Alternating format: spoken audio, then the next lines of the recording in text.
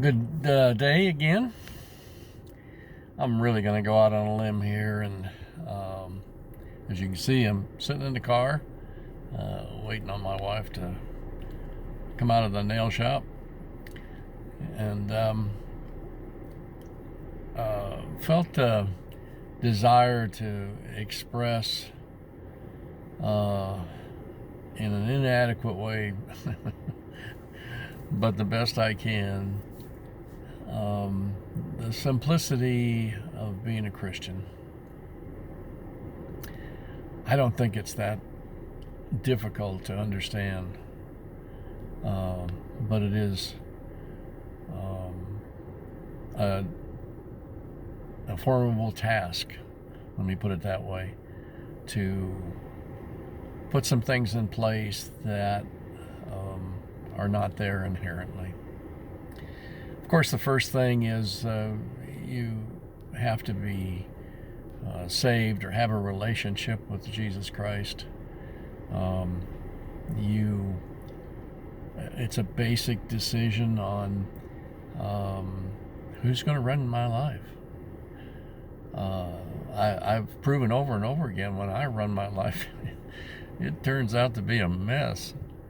And finally, somebody introduced me to Jesus Christ when I was 26.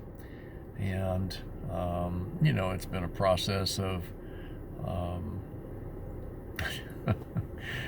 uh, it's been a process of doing what I think he wants me to do, and then not.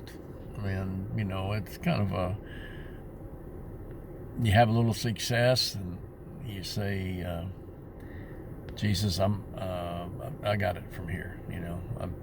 I'm good. I've been here and I've done that, and I know how this runs. And lo and behold, this one's different than the last one. And so when you think about it, you're asking him to come into your life and to be your, not only your Savior, but your Lord. And being your Lord means he gets to call the shots.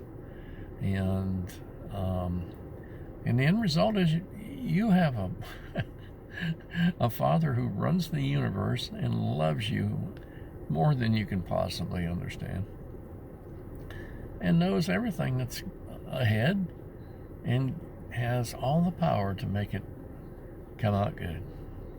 And that's his desire, is for it to come out good. Sometimes his good is not painless, but when I'm running my life, it's certainly not painless. So I got no place to go but up from there. And so it's just, even on a logical basis, it makes sense. But it is a love relationship, and that's where it starts. Is you need to know him well enough to know without a doubt that he loves you, and he wants the very best for you, and he'll see it to it that the things that come into your life are best for you. Which brings us lots of times to a crisis of faith, where you're not really convinced that what you're going through is the best for you, but he is. I mean, if you believe God at all, it is the best for you. He says in his word that, beloved, I wish above all things that you would prosper. Well, bring that on, and be in health. Okay, we'll bring that on too. What else is there? Prosper and be in health. The rest of that verse is, as your soul prospers. So he's constantly at work, in my humble opinion, at giving us opportunities for our soul to prosper, so that we can prosper. And I believe when we do that, he gives us great power. The power to prosper, power to be in health, power to pass it on, power to help others, power to introduce him to others. And it's not much more than getting up every day and saying, Lord, what do you want me to do? Obviously, that involves a little bit of hearing, a little bit of quiet time, a little bit of meditation, a little bit of seeking Him, reading the Word so you know His personality and you know His power, His capabilities, His love for you. It's not hard. The only thing that's hard is changing your schedule and changing your ways. But why not? His ways are higher than your ways.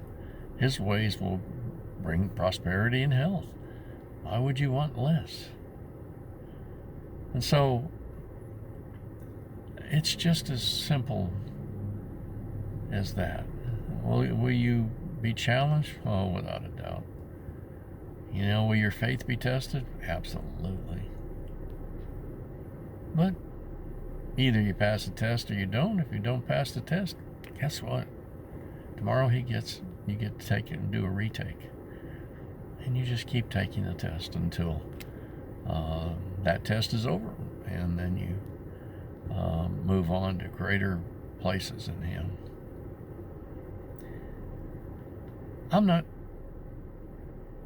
I can't think of any part of that doesn't work. I mean, it's to me, it seems like that's the whole story. It's just loving Him enough to trust Him. When you hear, you do what you hear. Jesus said, I only do what I see my Father do, and I only say what I hear my Father say. If we want to be a Christian, we follow that example. It means giving up any will of our own, which is probably the biggest challenge of all. But it when you go down that road and you see the fruit of it and you see what comes out of that, who else can save your family? Who else can bless everybody around you? This is over your pay grade. Anyway,